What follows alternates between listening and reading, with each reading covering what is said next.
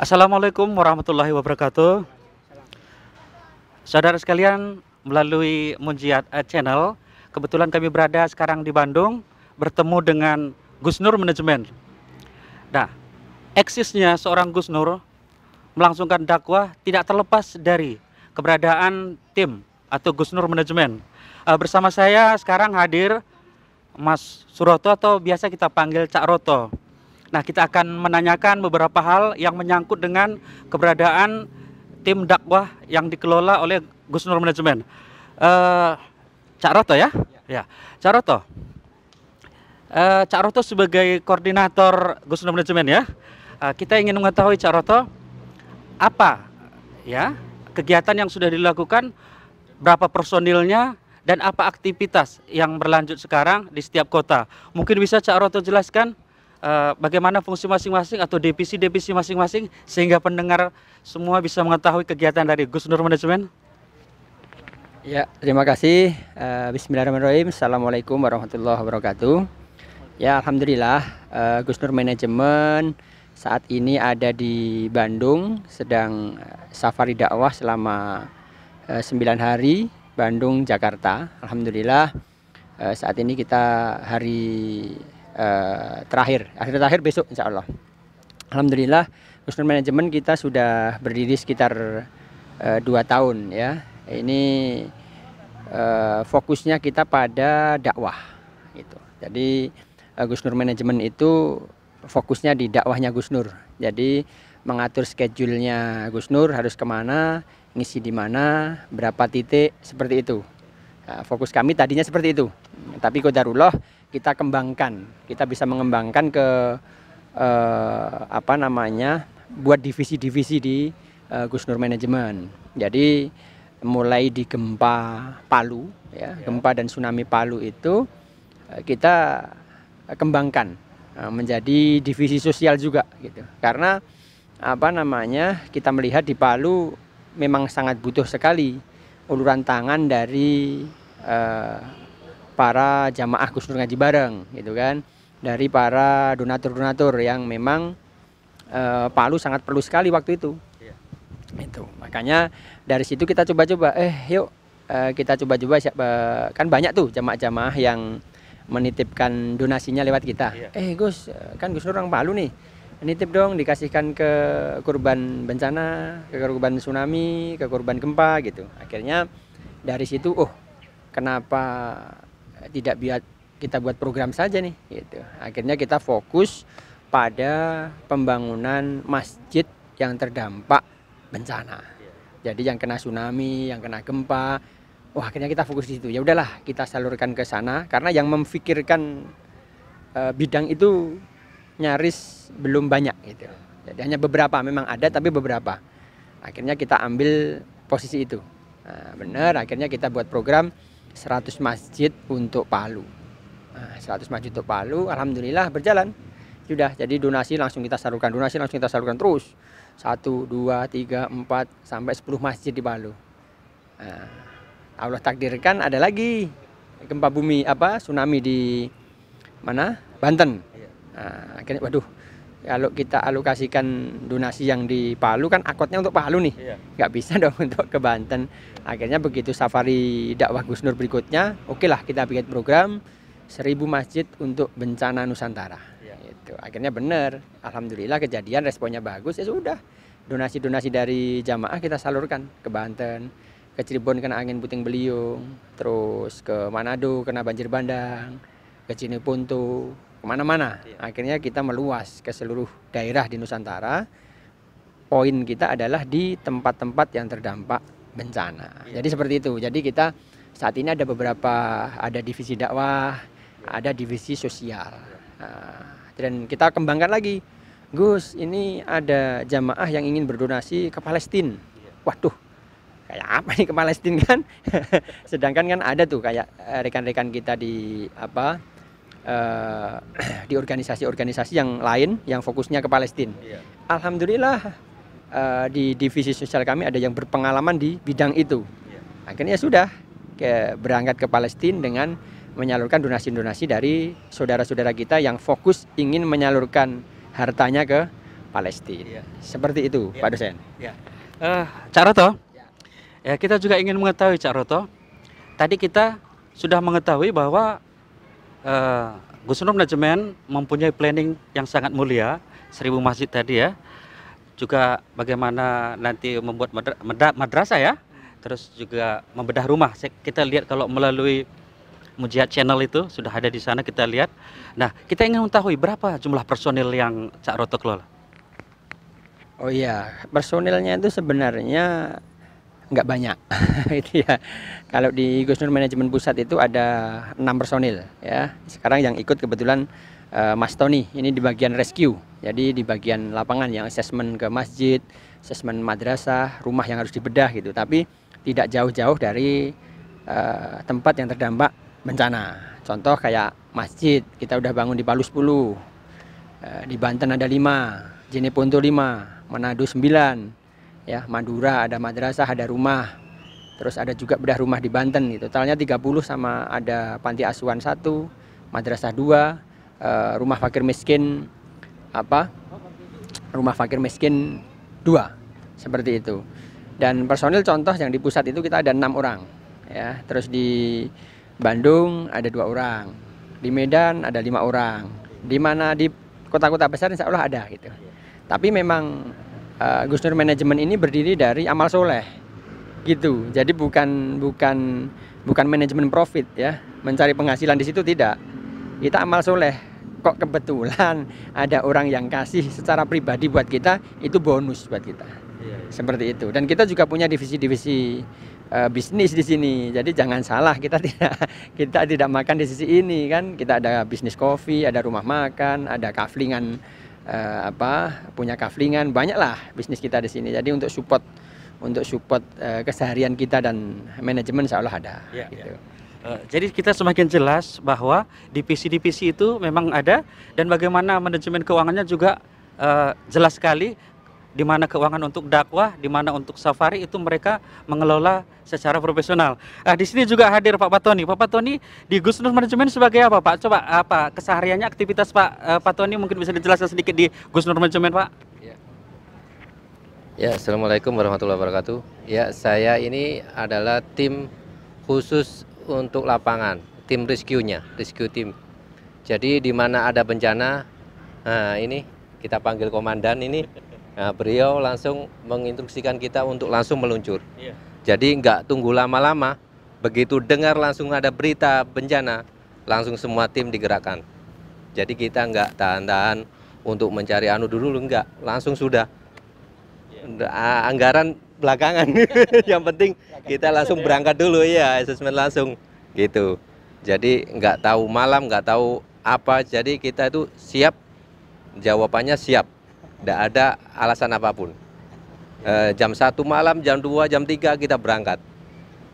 Jadi keluarga nomor 2, nomor 1 umat. Ya. Saudara sekalian, sebenarnya saya ingin juga khusus untuk mewawancarai Mujiat Channel.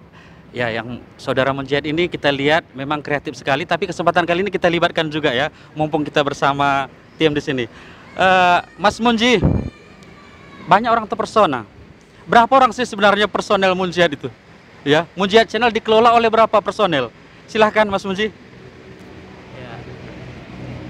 Assalamualaikum warahmatullahi wabarakatuh. Waalaikumsalam warahmatullahi wabarakatuh. Mau ngapain ini? Berapa personil di Mujiat Channel? Kalau resminya banyak, cuman yang kelihatan cuman saya aja. Itu.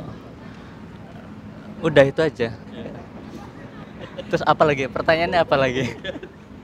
Begini Mas Munji, kita kan sangat ini ya, sangat prestasi lah. Kalau kita melihat prestasi ataupun hasil garapan Mas Munji melalui Mujiat Channel, ya jadi booming ya. Semua masyarakat tahu bagi yang membuka YouTube. Tidak ada yang tidak tahu Mujiat Channel, kecuali yang belum buka ini ponsel Android ya. Semua akan kita ketahui sana kegiatan Gus Nur.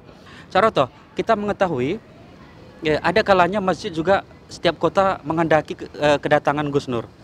Ada yang mengatakan berapa sih tarif sebenarnya gitu ya, Caroto. Kita juga ingin tahu. Memang ada nggak tarif khusus? Jangan-jangan gara-gara tarif pengajian tidak berlangsung, itu kan sayang sekali. Ya banyak cara tuh. Ya kita tidak menyebutkan siapa misalnya ustadz ataupun penceramah yang datang ke Kota Medan atau ke Jakarta misalnya, ada yang manajemennya pasang tarif gitu ya. Itu tidak menutupi kemungkinan karena mereka profesional. Nah, saya ingin mengatakan apakah di dalam Gus Nur manajemen ini juga memiliki tarif tertentu atau apa kualifikasi atau syarat-syarat menjadi pengundang Gus Nur gitu ya Cak Roto ya. Silakan. Ya, jadi apa, untuk bagi yang mengundang Gus Nur itu santai saja. Tapi mungkin pernah lihat di manajemen-manajemen lain ya, harus seperti ini, seperti itu SOP-nya. Kita punya SOP, tapi begini, contoh misalkan, banyak kan jamaah-jamaah yang tanya, kalau ngundang tarifnya kayak apa, ini seperti apa gitu. Kita bloko suto saja, karena di Gus Nur manajemen kan diajarkan memang terbuka, gentleman gitu. Tidak ditutup-tutupi, terbuka aja. Jadi memang kita sampaikan kepada jamaah, kita berangkat dari titik A. Kan kita beda-beda kota nih. Terakhir kita di kota A, nanti sampai ke kota Antum itu nanti kita 4 orang. Tiketnya silahkan dibelikan, hotelnya silahkan dibokingkan kan gitu. Waduh, ini nggak punya. Oh, nggak masalah, santai aja. Nggak punya pun nggak masalah, kita datang santai aja gitu. Yang penting jadwal kami kosong. Jadi misalkan mereka itu membudgetkan tiket dan hotel untuk kita, alhamdulillah. Tapi ketika mereka tidak mampu dan sangat betul menghendaki kehadiran Gus Nur, ya kita datang. Gitu. Jadi teknisnya tidak ada patokan. Terus tarifnya berapa? Tidak ada tarif, dikasih alhamdulillah, tidak dikasih tidak alhamdulillah.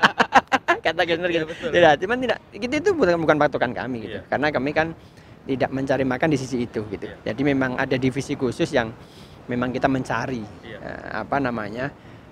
ketika kita nggak bisa makan dari mana sih itu, tapi sumbernya sudah ada. Kemarin ada sempat yang ngomong kan, gimana kalau hasil donasi itu buat bisnis, tak torkop kalau tidak boleh, dari umat untuk umat tidak bisa. Jadi saya belajar dari manajemen Masjid Jogokaryan Jogja. Semua orang se-Indonesia pasti tahu Jogokaryan seperti apa kan. Jadi bagaimana menolkan saldo. Jadi saldo kami itu untuk donasi ya khususnya itu nyaris zero. Karena saking banyaknya tempat yang dibangun, distribusi semua. Dan minimnya, ya bukan minim lagi sebenarnya, pemasukan juga ada, tapi pengeluaran juga intens gitu loh. Jadi sirkulasi sehat seperti itu. Seperti itu Pak. Nanti juga kita tanyakan langsung juga ke Gus Nur. Mungkin nanti dalam terakhir sesi bincang santai kita ini nanti kita tanyakan langsung pada Gus Nur juga. Tapi terlebih dahulu Cak Roto, saya lihat loyalitas Gus Nur manajemen itu sudah terbukti kalau kita melihat beberapa tayangan YouTube mulai dari Munjiat channel ya. Ada juga beberapa YouTube lain yang juga memberikan informasi tersebut. Kita melihat bahwa bantuan ke Palestina ya itu sangat ini sekali ya. Tersentuh sekali lah. Saya sendiri melihat bagaimana kiprah dari Gus Nur manajemen ini memang betul-betul berkah ya. Ya. Cak Roto, saya melihat walaupun 1000 masjid ya, bangun madrasah ya, terus membedah rumah atau perbuatan sosial lainnya, tetapi ada juga yang masih melihat dari sisi negatif dari Gus Nur manajemen ya. Kalau diberitahu informasinya mengenai kegiatan dakwah, dijawab dengan sentimen negatif. Nah, bagaimana ya seorang Cak Roto ya, koordinator Gus Nur manajemen menanggapi hal ini? Ya, belajar dari Imam Syafi'i ya. Jadi Imam Syafi'i itu ketika menasihati siapapun, beliau itu sendiri, dilihat tidak ada orang, dan benar-benar hening di keheningan malam. Cara Imam Syafi'i menasihati orang. Lah, ketika ada yang ngomong dengan bahasa menasihati tapi lewat YouTube tanpa ada tabayun, terus nyinyir, itu sudah kita tidak tanggapi. Bahkan saya pun tidak lihat. Ya, kan banyak yang informasi masuk, tapi buat apa nanggapin kan? Yang penting kita amal soleh, yang tahu amal soleh kita cuman kita sama Allah. Nah, orang ada yang persepsi positif, ada berpersepsi negatif, itu urusan mereka sama Allah. Nah, yang penting seperti itu. Contoh seperti almarhum Agus Rianto. Oh, itu yang paling soleh di antara kami. Mereka intinya lillahi ta'ala saja sudah. Mau orang nyinyir, mau orang muji, gak ada urusan. Ente muji bukan urusan gue, ente nyinyir bukan urusan gue. Urusan gue sama Allah aja gitu. Nah, di akhir hayat hidup beliau, Masya Allah, meninggalnya dengan senyum. Ya, harapan-harapan kami semua itu syahid seperti itu. Entah itu dengan cara mati seperti apapun, syahid gitu. Iya. Syukur-syukur perang dengan kafir gitu ya. Harapan kami itu seperti itu. Cuman ya saat ini jihad kami di sisi inilah, mampu kami sebatas ini gitu. Jadi banyak masukan, banyak kritik, banyak saran yang kalau datangnya langsung ke kami terima dengan baik. Tapi kalau cuma bahasa-bahasa di lewat YouTube, media sosial, kita tidak tanggapin. Iya. Biarin, kita tanggapin kan mereka yang viral. Eman-eman, Iya. kita udah viral kok gitu loh. Seperti itu Pak Dosen. Ya, saudara sekalian, ngobrol santai ini tidak ada di setting ya, apa adanya. Kita juga menanyakan kepada Gus Nur, kebetulan ada hadir di sini. Gus, tadi Gus Nur Manajemen Cak Roto menguraikan beberapa aktivitas yang sudah dijalankan. Mungkin juga saya ingin tahu tuh, memang tidak ada tarif Gus Nur selama ini ya Gus ya, kalau berdakwah ke seluruh kota di Indonesia. Ya, Assalamualaikum warahmatullahi wabarakatuh. Saya kenal Cak Roto ini berapa tahun, Cak? 2 tahun. Saya kenal Cak Roto 2 tahun. Jauh sebelum mengenal Cak Roto, saya sudah punya manajemen, sudah punya admin, sudah punya. Jadi gini, ibarat production house itu saya eksekutif produsernya, saya sutradaranya, saya penulis skripnya, ya saya bahkan perancang adegannya itu semua saya. Ya dulu sebelum kenal Cak Roto. Dan sebelum kenal Cak Roto, saya nggak pernah pasang tarif. Karena alhamdulillah, makanya kan latar belakang orang beda-beda. Ada yang dari kecil sudah hidup mewah, dari kecil sudah nyaman di pondok. Begitu jadi mubalik, jadi ustadz, otak kirinya lebih dominan. Ini kalau diundang nanti kalau amplopnya cukup, iya, kalau nggak cukup nggak bisa pulang, ya apa? Otak kiri dominan. Sementara saya besar di jalan. Saya udah jutaan variabel hidup sudah saya hadapi. Jadi kalau saya diundang, bahkan kalau Gus berapa ngundang sampean tarifnya, malah tak pisui. Matamu memang pelacur, gitu kan. Kalau saya gitu. Nah, jadi saya gini, nggak ada tarifnya. Saya nggak berpikir disangoni cukup, alhamdulillah. Nggak cukup gandol truk, nggak cukup gandol bis. Jauh sebelum kenal Cak Roto itu sudah tertanam di alam bawah sadar. Nah, nggak ada tarif. Kamu nggak akan bisa naripi aku, nggak ada harganya, terlalu mahal. Bahkan kita sering ninggalin masjid, ninggalin jamaah, ninggalin panitia, kita sering.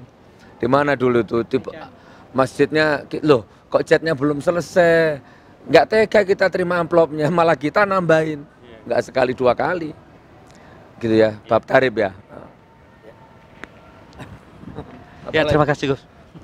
Ya, kalau gini Gus, kita mengetahui ya Gus ya, sering Gus juga ketika berceramah menyampaikan bahwa yang dilakukan ini memang semua untuk dakwah.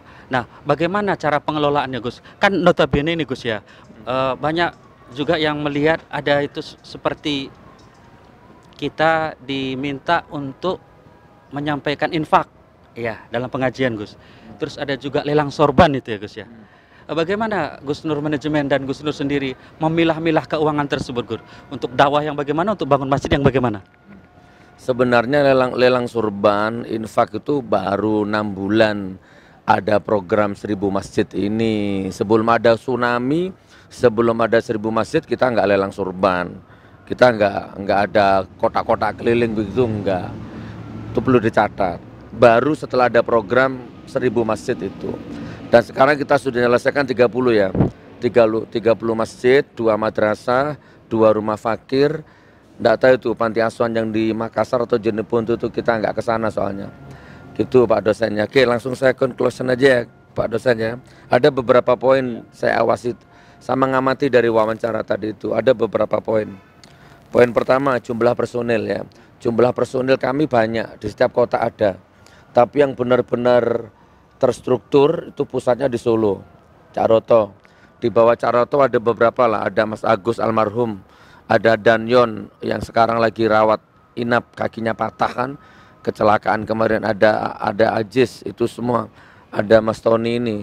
Mas Tony ini driver ya, Bangil, Surabaya, Bangil, Solo, Makassar, Manado, terus Banten, Cirebon disetiri sendiri. Disetiri dan bayarannya 200.000 per hari. Kon ngomong audit tak culek matamu, ini 200. Makanya saya nggak tega. Saya bilang sama Cak Roto, awal-awal 200. Saya orangnya blok khusus toh ya. Cak, tolong tambahi Cak, jangan 200 Cak, kasihan. Ya enggak tahu ditambah apa enggak itu. Tapi intinya ini satu wacana aja. Ya ini satu hal yang Anda harus paham. Nyupir ya enggak tahu ikhlas apa enggak Mas Tony itu, saya enggak mau tahu. Tapi alhamdulillah ternyata sampai sekarang bertahan di sini. Berarti ikhlas. Tapi saya sudah pesan sama Pak Cak Roto, Cak, sejahterakan. Kan Mas Tony anaknya 4 apa 5 itu jangan sampai merugikan kan gitu. Bahasa ini kembangkan lah ya. Jadi jumlah personil gitu. Di Banten juga ada. Bla bla bla bla terus. Nah, Gus Nur manajemen ini bukan kapitalis, bukan bisnis, bukan industrialis. Kami bisnismen. Saya punya usaha kopi, saya punya ya usaha beberapa villa, properti syariah, ya rumah makan walaupun sekarang nggak jalan, ya lumayan lah lumayan. Terutama buku, bahkan YouTube sendiri kita sudah 40 juta per bulan. Dari Munjiat Channel itu kan kita 40 juta. Pokoknya gini loh. Di dalam otak kami ini nggak ada dagang, titik. Kalau ada berani ngomong dagang, kapitalis, wani puro, tak culek matane. Nah kami ini berjuang benar-benar lillahi ta'ala. Gitu ya. Tidak kapitalis, tidak industrialis, apa mana mau ya? Sebentar. Kan ada itu kemarin aku ditunjukin Cak Roto ya, ada audit di YouTube, suruh audit. Kalau mau audit itu uang KTP itu loh. EKTP, reklamasi, itu uangnya Luhut Binsar Panjaitan, uangnya Gus Romi, uangnya Pak Jokowi, uangnya jalan tol, dana haji, itu yang diaudit. Kalau nggak cebong nanya PKI itu. Oke ya, dosen ya, mungkin ini yang bisa saya sampaikan, Masya Allah. Jadi Cak Roto, jadi gini, tugasku cari uang. Tugasku hanya sugesti positif ke jamaah, ayo aku punya 1000 masjid program, cari uang. Begitu uang terkumpul, seret, langsung serahkan Cak Roto. Deng.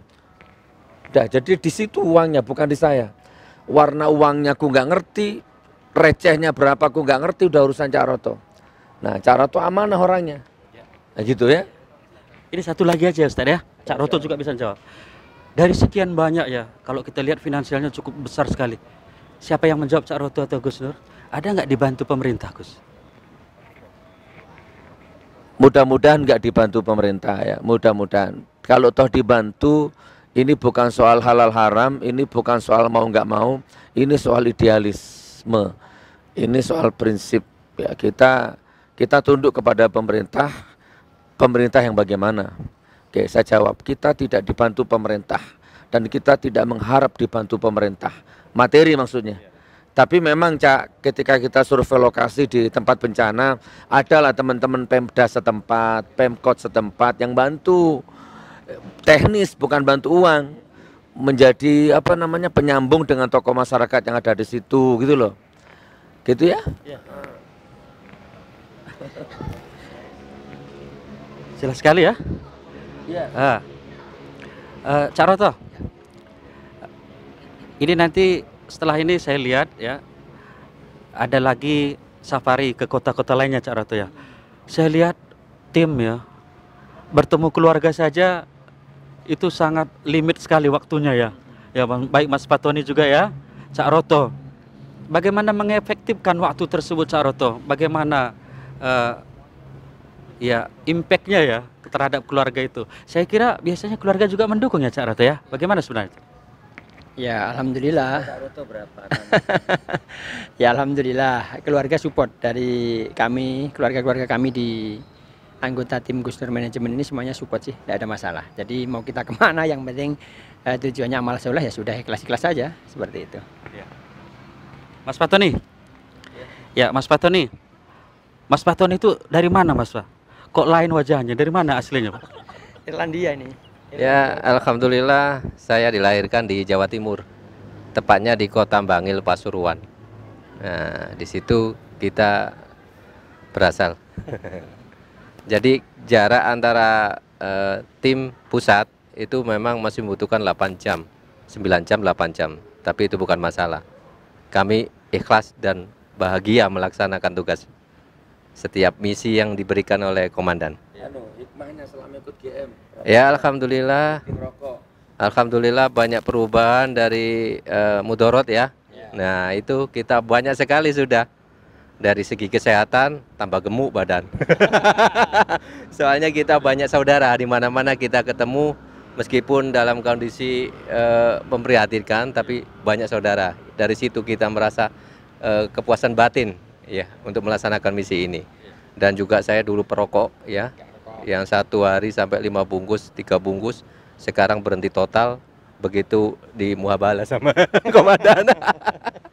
Di sini dikit-dikit muhabalah sini, ya. Meskipun tim juga, di juga gitu. Jadi kita komitmen juga, iya. Gus, sekali lagi boleh Gus? Iya, cowok-cowok. Iya, enggak. Setiap dakwah Gus selalu mengkaitkan supaya semangat terus tim ya Gus ya. Di antaranya mengambil surat Ali Imran sering Gus ya. Bismillahirrahmanirrahim. Ya ayyuhallazina amanu taqullaha haqqa tuqatih wa la tamutunna illa wa antum muslimun. Lain kesempatan juga surat Al-Fajr. Ya ayatuhan nafsul mutmainnah irji ila rabbika radiyatan mardiyah fadkhuli fi ibadi wadkhuli jannah. Itu kemana tujuannya untuk JM itu Gus? Kelihatannya surat itu terus saya lihat. Kalau saya ikut safari surat itu selalu muncul Gus. Ya, yang Al-Imran 102 itu untuk sandaran kami, komitmen kami. Hei orang-orang beriman, jangan bertakwalah sebenar-benar takwa. Yo saiso-isoi, sak mampu-mampunya, di-upgrade tiap menit. Terus kemudian jangan mati kecuali dalam kondisi muslim. Nah, itu tolak ukur kami, sandaran kami Pak dosen. Gitu. Ya, setiap busa nafas mati dimanapun mudah-mudahan ditakdirkan sebagai muslim. Gitu. Ya ayah Tuhan nafsul mutmainnah. Jadi itu kan malaikat menjemput, ai jiwa yang tenang, ayo pulang kepada Allah dengan cara yang diridhoi. Nah jalannya banyak, kami ambil jalan yang ini. Jual buku, jual kopi, jual ikan malaikat, apalagi Cak? Properti. Kita lagi HGU ini ya, 20 hektar rencana ya. Ada lahan 20 hektar, kita akan, enggak tahu lah nanti kita share nanti lah insya Allah ya. Udah ya Pak dosen ya? Ya dah. Jadi tadi kok sama yang wawancara, sekarang saya wawancara, sama ini siapa? Saudara sekalian, udah habis. Saudara sekalian, saya perkenalkan, kebetulan saya pertama dulu jamaah Gus Nur di Medan, pengajian suatu Februari Gus Nur datang ke Medan. Setelah itu saya mengikuti safari dakwah yang dilakukan beliau. Saya tertarik sekali karena yang ada di sini adalah kebahagiaan dalam menjalankan ibadah. Apabila ibadah itu kita jalankan, aktivitas tersebut kita jalankan hanya karena Allah, maka kebahagiaan itu ada dan tidak ada lelahnya. Nah, kalau saya lihat, saya terkesima. Kami selama saya 3 hari ikut safari Gus Nur, kita jamaah maghrib sama, sholat tahajud juga, kegiatan-kegiatan positif lainnya. Jadi tidak ada waktu untuk pencitraan. Iya. Ini saya malah mengalami sendiri ya Gus ya. Iya. Jadi saudara sekalian, sesuatu yang kita lakukan ya hanya karena Allah, maka tidak ada letih. Berpisah dengan keluarga, itu tandanya keluarga mendukung kita untuk keselamatan dunia dan akhirat. Nah, dari saya, setelah kita melakukan wawancara, setelah saya selama ini mengikuti dakwah yang dilakukan oleh Gus Nur bersama Gus Nur Manajemen, saya terkesima. Sehingga saya setiap saat dan ingin selalu juga mengabdikan ataupun mungkin memberikan rezeki yang saya punya untuk membantu dakwah ini. 2 menit. Sekarang saya ganti wawancara. Poin aja ya, 2 menit. Namanya siapa, rumahnya di mana, terus gimana aku bisa nyebur ke GM ini gimana? 2 menit. Ya, nama saya Sarim Sembiring. Kalau gelar akademisnya Dr. Sarim Sembiring MP. Saya dosen pasca sarjana Dharma Agung di Medan. Saya mungkin juga sebagai peneliti riset dan juga motivator di Medan. Nah, kebetulan saya memang tertarik yang berhubungan dengan dakwah dengan anak yatim piatu, itulah makanan saya dan hobi saya. Kebetulan kalau masuk di GM ini itu sangat connect. Sehingga ini kok balik saya yang Gus Nur yang udah ya saya. Jadi demikian ya saudara-saudara, sudah jelas saya jelaskan. Terima kasih atas perhatiannya sehingga kita tidak miring selama ini. Siapa Gus Nur Manajemen sebenarnya? Bagaimana tim belakang bekerja? Saya kira tidak ada sentimen negatif lagi. Mari kita berpositif thinking, maka dakwah kita juga akan berjalan diridhoi Allah Subhanahu wa taala. Dari Bandung saya ucapkan wassalamualaikum warahmatullahi wabarakatuh. Waalaikumsalam warahmatullahi wabarakatuh. Yang ada minus Pak dosen, tapi kita syukuri. Yang minus apa? Ya saldo, ya tenaga, ya pikiran. Nah, ketemu istri 2 jam. Itulah udah saya bilang. Ini Cak. Ketemu Itu nanti istri, dia disenyum lele. nggak usah diedit. Ketemu istri 2 jam. Itu bagus Om Cek.